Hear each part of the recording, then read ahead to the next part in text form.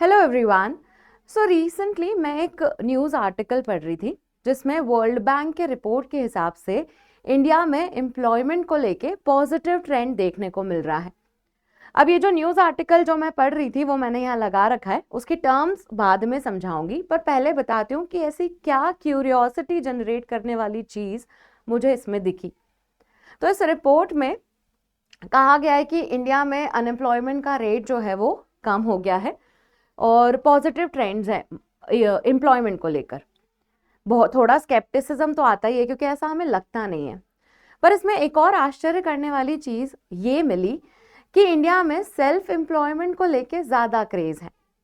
अब जिन्हें ये नहीं पता है कि सेल्फ एम्प्लॉयमेंट क्या होता है, उनके लिए मैं बताना चाहूँगी कि दो तरह के एम्प्लॉयमेंट होते हैं, दो तरह के व्यवसाय होते हैं। एक तो ऐसा जिसमें आप खुद का करते हैं, जिसे सेल्फ एम्प्लॉयड कहते हैं, जैसे किसी ने खुद की किराना दुकान डाल ली। दूसरा होता है सैलरीड एम्प्लॉयज, जो मैं हूँ। ये इंस्टीट्यूशन मेरा नहीं है, इससे मैं सैलरी कमाती हूँ। तो इस तरह के एम्प्लॉयमेंट के पैटर्न्स होते हैं, एक सेल्फ एम्प्लॉयड और दूसरा सैलरीड। तो इस रिपोर्ट ने हाईलाइट किया कि इंडिया में सेल्फ एम्प्लॉयमेंट का क्रेज बढ़ रहा है। अब मुझे लगा कि यार ये क्या बात हो गई, हमारे यहाँ तो नौकरी का कितना क्रेज है, सरकारी नौकरी का तो आप जानते ही हैं। तो फिर ये सेल्फ एम्प्लॉयमेंट का क्रेज कैसे? क्या हमने एंटरप्रेन्योरशिप इतनी प्रमोट कर दी कि लोग सेल्फ एम्प्लॉयड होना चाह रहे? पर उसमें आगे कैच था, उसमें स्पेसिफिकली लिखा था कि कौन सी कैटेगरी में सेल्फ एम्प्लॉयमेंट का क्रेज बढ़ रहा है। इधर देखिए, रूरल वर्कर्स और विमेन। अब मुझे लगा कि ये लोग सेल्फ एम्प्लॉयमेंट की तरफ क्यों जाएंगे, कुछ तो कारण होगा। एंटरप्रेन्योरशिप इसका कारण नहीं हो सकता है। तो इनमें कॉमनैलिटी ये है कि रूरल वर्कर्स के पास स्किल्स की कमी होगी। मतलब कंपलसरी नहीं है, पर अधिकतर हम देखें तो अर्बन एरियाज में ज़्यादा लोग स्किल्ड होते हैं रूरल एरियाज के कंपैरिजन में। सिमिलरली विमेन को भी स्किल की कमी होगी, इस वजह से ये लोग सेल्फ एम्प्लॉयमेंट प्रेफर कर रहे होंगे। मतलब कुछ अच्छी नौकरी नहीं मिल रही होगी, इसीलिए खुद का कुछ व्यवसाय करना शुरू कर दिया होगा इन्होंने। यही रीज़न रहा होगा ना। हर कोई सेल्फ एम्प्लॉयड जो है वो चॉइस से हो ऐसा ज़रूरी नहीं है, कुछ मजबूरी से भी होते हैं।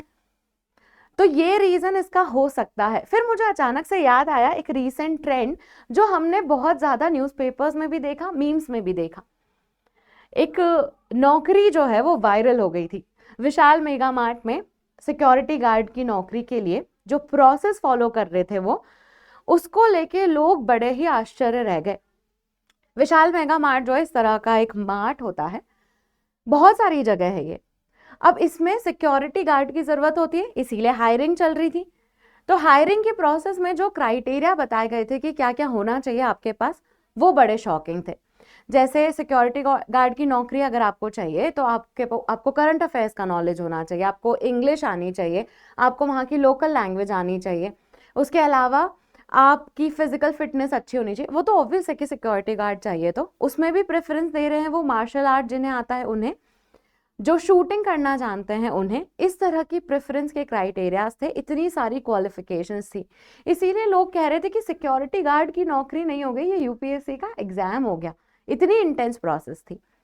पर इससे एक चीज हाईलाइट होती है, इतनी इंटेंस प्रोसेस रखने का मतलब है कि इतने स्किल वाले लोग इस नौकरी के लिए अप्लाई करते होंगे और उन्हें मिलता होगा। डिमांड और सप्लाई में अगर देखें तो सप्लाई होगा, इसी वजह से तो वो इतनी डिमांड्स इंपोज कर रहे हैं। तो ये जो है ये अपने आप में बताता है कि यहाँ पर हायर होना मतलब नौकरी लेना इतना आसान नहीं है, हेंस द सेल्फ एम्प्लॉयमेंट। उसके पर यह आधी स्टोरी है। कुछ और सेल्फ एम्प्लॉयमेंट का क्रेज कुछ ऐसी स्टोरीज से भी आता है जो हमें चौंका कर चली जाते हैं। फॉर एग्जाम्पल, मुंबई के ये ऑटो वाले, ये जो इंसान है ये 5 से 8 लाख रुपए अपने ऑटो के थ्रू कमाते हैं। और ताज्जुब की बात यह है कि ये ऑटो चलाते भी नहीं है, बस वहीं ऑटो खड़ा रहता है। तो मुंबई में यूएस कॉन्सुलेट है जहाँ पे लोग अपना वीज़ा अपॉइंटमेंट के लिए आते हैं। उस कॉन्सुलेट में क्या प्रॉब्लम है कि वहाँ पे अंदर लगेज लेके नहीं जाने देते, आप सामान लेके अंदर नहीं जा सकते। और वहाँ पे लॉकर रूम वगैरह की भी कोई सुविधा नहीं है। बस यही लूप होल को इन्होंने यूज़ किया अपने इंटरेस्ट के लिए।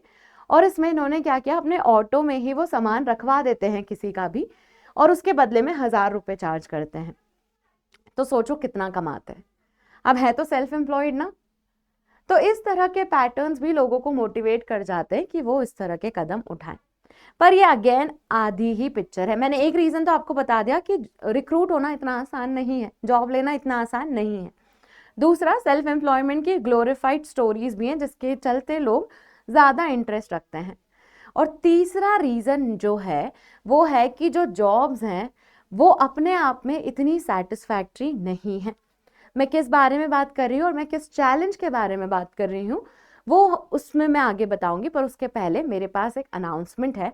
यह अनाउंसमेंट जो है वो आपके इंटरेस्ट की ही बात है। अगर आप सोशोलॉजी ऑप्शनल या फिर कोई भी ऑप्शनल की तैयारी अनअकैडमी से करना चाहते हैं तो हमारे पास बहुत सारे कोर्सेज हैं, आप यहाँ देख सकते हैं।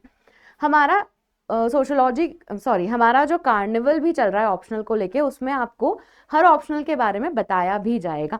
जो मेरा एरिया ऑफ एक्सपर्टीज है वो सोशोलॉजी, इंडियन सोसाइटी और सोशल जस्टिस है, और उसी के चलते ही इस चैनल पे रोज 7 बजे मैं क्लासेस कंडक्ट कराती हूँ जिसमें बिगिनर लेवल से सोशोलॉजी पढ़ाया जाता है। इसमें एनसीईआरटीज कवर होती है, पीवाईक्यू और आंसर राइटिंग का भी डिस्कशन होगा। तो अगर आपको सोशोलॉजी पढ़ने में दिलचस्पी है तो आप कोर्स भी खरीद सकते हैं और आप यूट्यूब पे जो इनिशिएटिव्स हैं उन्हें भी फॉलो कर सकते हैं। कोर्स खरीदने के लिए आपको मेरा कोड MM05 का इस्तेमाल करना होगा, जिसमें MM मोनिका मानधनिया के लिए स्टैंड करता है। अब आते हैं वापस, अच्छा ये वाली चीज़ भी, हाँ, तो वीडियो के अंत में मैं एक MCQ देती हूँ जिसका आंसर आपको कमेंट में देना होता है। उस MCQ के सही जवाब देने वाले इंसानों के नाम, देने वाले लर्नर्स के नाम मैं अनाउंस करती हूँ। तो इसमें जो क्वेश्चन था उसका राइट आंसर दिया है ओंकार चौधरी, रेणुका, भूमि और शिखा ने। तो वेरी गुड। एंड एक और वीडियो है जिसमें क्वेश्चन पूछा गया था और उसका सही जवाब याशा ने ही दिया है। तो अभी तक एक ही सही जवाब आया है मुझे, तो आप ये वीडियो ज़रूर देखिएगा और देखिएगा कि आपको पता है क्या इसका आंसर। इस वीडियो के अंत में भी एक सवाल है जिसका जवाब आप मुझे कमेंट सेक्शन में देंगे। पर पहले बात करती हूँ क्या चैलेंजेस हैं जॉब मार्केट को लेके, क्यों सेल्फ एम्प्लॉयमेंट जो है वो एक मजबूरी सा बन गया है। सबसे पहला चैलेंज है हायरिंग में, कि इतनी नौकरियां नहीं हैं, नौकरियां भी हैं तो लोग जो हैं इतने सारे हैं कि उनको भरने के लिए कोई ना कोई अवेलेबल हो जाता है। जो लो स्किल्ड वर्कफोर्स है उसको दिक्कत आती है। पर यूथ अनएम्प्लॉयमेंट का अगर डेटा देखें तो यही वर्ल्ड बैंक की रिपोर्ट जो है उसने हाईलाइट किया कि इंडिया में 13.3% यूथ अनएम्प्लॉयमेंट है, विच इज़ वेरी हाई, क्योंकि यूथ को तो जॉब चाहिए और इसमें इतना परसेंट जो है अनएम्प्लॉयमेंट का है, और ये पढ़े लिखे लोगों में भी अनएम्प्लॉयमेंट देखने को मिल रहा है। तो हायरिंग अपने आप में एक चैलेंज है क्योंकि आपको मनचाही नौकरी नहीं मिल रही है। हायरिंग में भी ऐसी चीज़ें, ऐसी बेनिफिट्स नहीं आपको मिल पा रहे हैं, इसकी वजह से लोग जो है वो अनएम्प्लॉयड है। दूसरा जो रीज़न है, दूसरा जो चैलेंज है एम्प्लॉयमेंट को लेके वो है ले ऑफ्स। ले ऑफ्स मतलब नौकरी से निकाल देना। तो ले ऑफ का अगर ट्रेंड देखें तो इस साल के 5 महीनों में ही गूगल, माइक्रोसॉफ्ट, इंटेल जैसी बड़ी बड़ी कंपनीज ने करीब 62,000 एम्प्लॉयज़ को ले ऑफ कर दिया है, नौकरी से निकाल दिया है। ये ले ऑफ्स होते क्यों हैं? कंपनी जो है वो अगर इतना ग्रोथ नहीं करती है तो वो कुछ एम्प्लॉयज़ को निकाल देती हैं। ले ऑफ के कारण जियोपॉलिटिकल टेंशन्स भी हो सकते हैं कि जैसे यूएस और चाइना के बीच में जो दिक्कत आई उसके चलते कंपनीज ने अपना वर्कफोर्स कम कर दिया। और दूसरे कारण भी इसमें शामिल है जिसमें एक बड़ा कारण है आर्टिफिशियल इंटेलिजेंस। आर्टिफिशियल इंटेलिजेंस के चलते कंपनीज अपना वर्कफोर्स डाउनसाइज करती हुई दिख रही हैं, क्योंकि बहुत सारा काम तो अब एआई ही कर देता है, तो लोगों को हायर करने की क्या ज़रूरत है, इस तरह का नोशन भी हमें देखने को मिल रहा है। तो ले ऑफ्स भी एक कंसर्न है, मतलब अगर जिनको नौकरी मिल गई है उनकी नौकरी कभी भी जा सकती है, ये एक बड़ा कंसर्न है। तीसरा है कि जिन्हें नौकरी मिली है उसमें भी उनको ग्रोथ में दिक्कत है। अगर इंडिया की ही मैं बात करूं तो हमारे यहाँ पर इस साल का जो इंक्रीमेंट या फिर जो बढ़ोतरी हुई है तनख्वाह में वो पिछले 3 साल में सबसे लोएस्ट है। और महंगाई तो आप जानते ही हैं। ये सारे जो भी मैं स्टैटिस्टिक्स आपको बता रही हूँ इसके आर्टिकल्स मैंने इस वीडियो के मतलब इसमें एंड में स्लाइड में लगा रखे हैं, तो आप अपनी सहूलियत से पढ़ लेना। मैं बार बार वो चेंज करके फ्लो इंटरप्ट नहीं करना चाहती थी, पर आई नो कि ऑथेंटिसिटी बहुत ज़रूरी है, तो इसी वजह से मैंने उसके आगे ऐड कर रखा है। तो इंक्रीमेंट अच्छा नहीं हो रहा है। वो जो जॉब्स हैं लोगों के पास वो इस तरह की जॉब्स हैं जो आपसे बहुत ज़्यादा डिमांड रखती हैं पर उतना पे नहीं करती। बहुत ज़्यादा वर्किंग आवर्स हैं, डिससेटिस्फैक्शन बहुत ज़्यादा है, लोग फटीग में आ जाते हैं उन जॉब से। कभी कभी तो ऐसा लगता है कि मैं कर क्या रहा हूँ, कोई इंटरनल पर्पस नहीं मिलता। तो ये सारी प्रॉब्लम्स, इस तरह के डिससेटिस्फैक्शन को कार्ल मार्क्स एलियनेशन भी कहते हैं। अगर आप सोशियोलॉजी के स्टूडेंट हैं तो आपने पढ़ा होगा ये कॉन्सेप्ट। तो ये सारी प्रॉब्लम्स के चलते भी एम्प्लॉयमेंट एक चैलेंज हो जाता है। तो हमने प्रॉब्लम समझ लिया कि पहले तो नौकरी लेना बहुत मुश्किल है, उस नौकरी को मेंटेन करना बहुत मुश्किल है, उस नौकरी को करते करते भी बहुत सारे चैलेंजेस आते हैं। ये जो लोग हैं ये मेंटल हेल्थ के बहुत मेंटल हेल्थ जो है इनकी अच्छी नहीं है, बहुत ज़्यादा परेशान भी होते हैं ऐसे लोग। तो ये सारे चैलेंजेस के चलते एक बड़ा क्वेश्चन ये रेज हो जाता है कि अब एम्प्लॉयमेंट में करना क्या चाहिए, what is the solution. Problem तो दिख रही है हमें, ऊपर से एक बड़ी सी प्रॉब्लम आर्टिफिशियल इंटेलिजेंस के फॉर्म में भी दिख रही है, जिसमें कहा जाता है, वर्ल्ड इकोनॉमिक फोरम की एक रिपोर्ट है जिसमें फ्यूचर ऑफ जॉब्स के बारे में बताया जाता है। तो उसमें वो रिपोर्ट प्रिडिक्ट करती है कि कुछ नौकरियां ग्रो करेंगी, जैसे ड्राइवर की नौकरी हो गई, ये ग्रो करेगी। कुछ नौकरियां हैं जो ऑब्सोलीट हो जाएंगी, जो खत्म हो जाएंगी, जैसे कैशियर या फिर टिकट कलेक्टर। ऐसी वाली जो जॉब्स हैं जो ऑटोमेशन और रोबोटिक्स से रिप्लेस हो सकती हैं, वो नौकरियां चली जाएंगी। जिनमें थोड़ा सा ह्यूमन इंटरेक्शन होगा और जिसमें ह्यूमन टच चाहिए, वो नौकरियां रहेंगी। तो इस तरह का प्रिडिक्शन जो है वो रिपोर्ट करती है। तो अब क्या है सोल्यूशन, बताइए। प्रॉब्लम तो पता चल गया, जो सोल्यूशन है वो एक है, एक तो अपस्किलिंग का, कि हमें अपने आप को इतना अपडेटेड रखना है कि आर्टिफिशियल इंटेलिजेंस के चलते भी हम आउटडेटेड ना हो। अपस्किलिंग एक ऐसी चीज है जिसमें हम अपनी नई नई स्किल्स गेन करते रहते हैं और रेलेवेंट बने रहते हैं। तो आप जिस भी प्रोफेशन में हैं उसमें आप अपस्किलिंग करिए, तो आपको बेहतर पोजीशन और बेहतर पैकेज हासिल हो सकता है। सोल्यूशन में गवर्नमेंट की तरफ से हम क्या एक्सपेक्ट कर रहे हैं, वो भी बात आती है कि गवर्नमेंट को भी कुछ ऐसा करना चाहिए कि जॉब सिक्योर हो। पर इसका मतलब ये नहीं है कि हम एआई को एक्सेप्ट ना करें, हम मॉडर्न एडवांस टेक्नोलॉजीज को एक्सेप्ट ना करें, ऐसे तो हम पीछे रह जाएंगे।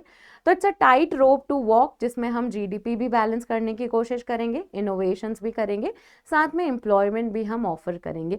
अब इस रिपोर्ट की बात करते हैं, जिसमें रिपोर्ट में कहा कि एम्प्लॉयमेंट जो है इंडिया में वो ग्रो कर रहा है, वर्किंग एज पॉपुलेशन के कंपैरिजन में एम्प्लॉयमेंट ज्यादा ग्रो कर रहा है। इसका क्या मतलब होता है? वर्किंग एज पॉपुलेशन मतलब वो लोग जो 15 से 64 इयर्स के ब्रैकेट में आते हैं, इतनी उम्र वाले लोग, इन लोग का जो नंबर है उसके कंपैरिजन में हमारे यहाँ पे एम्प्लॉयमेंट ग्रो कर रहा है, which is a good thing, positive trend है। That is what World Bank said.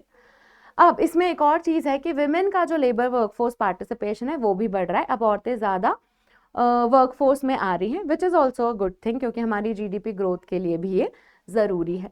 तो ये पॉजिटिव ट्रेंड्स के साथ इसने हाईलाइट किया कि यूथ अनएम्प्लॉयमेंट जो है वो बहुत ज़्यादा है, जिसका स्टैटिस्टिक हम देख चुके हैं, और सेल्फ एम्प्लॉयमेंट को प्रेफरेंस दे रहे हैं रूरल वर्कर्स और विमेन।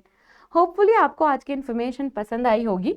ये जो डेटा मैंने बताया उसका रेफरेंस आपको आगे मिलेगा, पर उसके पहले आज का एमसीक्यू देख लीजिए, जिसका आंसर आपको कमेंट सेक्शन में देना है। Which of the following best describes disguised unemployment? Disguised unemployment एक तरह का अनएम्प्लॉयमेंट होता है, जिसमें क्या होता है ये आप बताएंगे। ऑप्शंस पढ़ के ABCD के फॉर्म में आपको आंसर देना रहेगा। A मतलब when people are unemployed due to lack of technical skills. B when more people are employed than actually needed, reducing productivity. C when workers are employed in high paying government jobs. And D when people work part time by choice. इन चारों में से कोई एक सही option है जो आप comment में बताएंगे। अब जो स्टैटिस्टिक्स मैंने रेफर किए हैं उसका क्लिपिंग मैं यहाँ दे रही हूँ, आप पॉज करके इसे पढ़ सकते हैं। Thank you for watching and hope you like the session. अगर ऐसा है तो इस वीडियो को लाइक ज़रूर कीजिएगा।